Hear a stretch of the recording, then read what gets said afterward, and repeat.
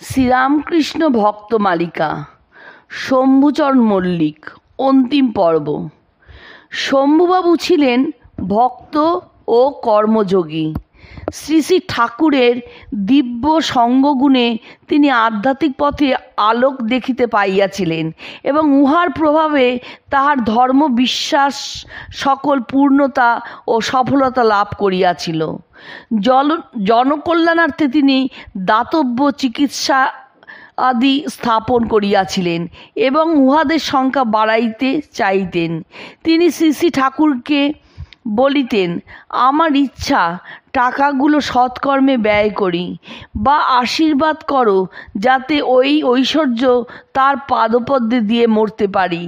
ঠাকুর তাহার অনুগত ভক্তকে শুধু সমাজসেবার স্তরে ফেলিয়া না রাখিয়া উচ্চতর আধ্যাত্মিক অনুভূতির অধিকারী করিতে চাইয়াছিলেন। তাই শম্ভুবাবুর ঐরূপ প্রার্থনার উত্তরে বলিয়াছিলেন, ভগবানের সাক্ষাৎকার হলে কি হাসপাতাল ডিসপেন্সারি চাইবে? আর বলেছিলেন, এ তোমার পক্ষেই ঐশ্বর্য, তাকে তুমি কি দেবে?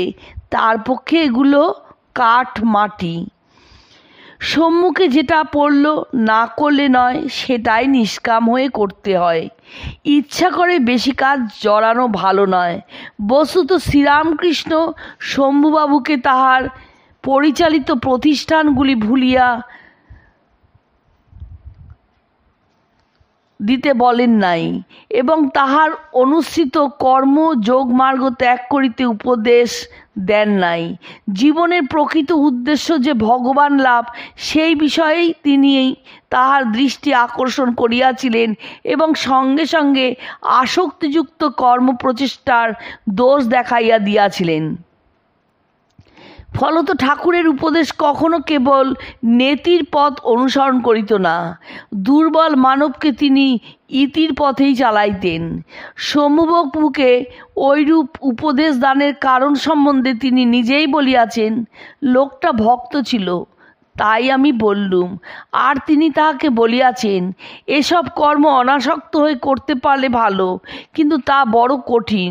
আর যাই হোক, এটি যেন মনে থাকে যে তোমার মানব জন্মের উদ্দেশ্য ঈশ্বর লাভ, হাসপাতাল ডিসপেন্সারি করা নয়। কর্ম আদণ্ড কর্মজীবনের উদ্দেশ্য নয়। শ্রীরামকৃষ্ণের এইসব অমূল্য উপদেশ যে সফল হইয়াছিল, তা আমরা শম্ভুবাবুর আলাপ আলোচনা হইতেই স্পষ্ট বুঝিতে পারি। তিনি শ্রীযুক্ত হৃদয়কে একদিন বলিলেন, হৃদু, পোটলা বেঁধে বসে আছি, ইহাতে ঠাকুর যখন আপত্তি করিতেন, কি অলক্ষণে কও? তখন শম্ভু বলিতেন, না বলো, এসব ফেলে যেন তার কাছে যাই।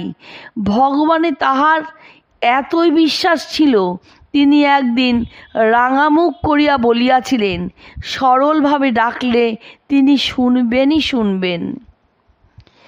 শম্ভুবাবুর দক্ষিণেশ্বরের উদ্যানবাটি শ্রীরামকৃষ্ণের যেসব লীলাবিলাস হইয়াছিল, তার অতি অল্পই পুস্তকে লিপিবদ্ধ হইয়াছে।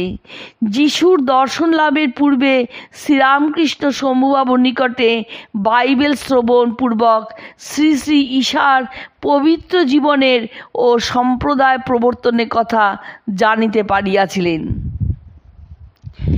দক্ষিণেশ্বরে শম্ভুবাবুর একটি দাতব্য চিকিৎসালয় ছিল। ঠাকুরের একবার পেটের অসুখ হইলে শম্ভুবাবু তাহাকে একমাত্রা আফিং খাইতে এবং যাইবার সময় উহা তাহার নিকট চাইয়া লইয়া যাইতে বলেন। ঠাকুর ওই উদ্যানে গেলে প্রায় কয়েক ঘন্টা সদালাপে কাটাইতেন। সেদিন অনেক সময় ওইভাবে কাটিয়া গেলে উভয় আফিংয়ের কথা ভুলিয়া গেলেন। পথে আসিয়া ঠাকুরের উহা স্মরণ হওয়ায় তিনি ফিরে আসিয়া দেখিলেন শম্ভুবাবু অন্দরে চলিয়া গিয়াছেন। অতএব কর্মচারীর নিকট উহা চাইয়া লইয়া মন্দিরের দিকে চলিলেন। কিন্তু শম্ভুবাবুর নিকট না চাইয়া কর্মচারীর নিকট চাইয়া লওয়ায় যে সত্যচ্যুতি হইল, তাহারই ফলে ঠাকুর পথ দেখিতে পাইলেন না। তখন কারণ বুঝিতে পারিয়া আফিন ফিরাইয়া দিতে আসিয়া তিনি দেখেন কর্মচারীও নাই, দরজা বন্ধ। অগত্যা জালনা গলাইয়া মোড়কটি ভিতরে ফেলিয়া দিয়া বললেন, ওগো, এই তোমাদের আফিন রইল। তারপর দেখেন চোখ সাফ হয়ে গিয়েছে, স্বকক্ষে ফিরিতে আর কোনো কষ্ট হইল না। আর একদিন ঠাকুরের সতীর্থ শ্রীযুক্ত গিরিজা ও শম্ভুবাবুর সহিত কথা কইতে কইতে রাত্রি হইয়া গেলে ঠাকুর যখন মন্দিরে ফিরিবার জন্য রাস্তায় বাহির হইলেন, তখন গভীর অন্ধকারে দিক ঠিক করিতে পারিলেন না।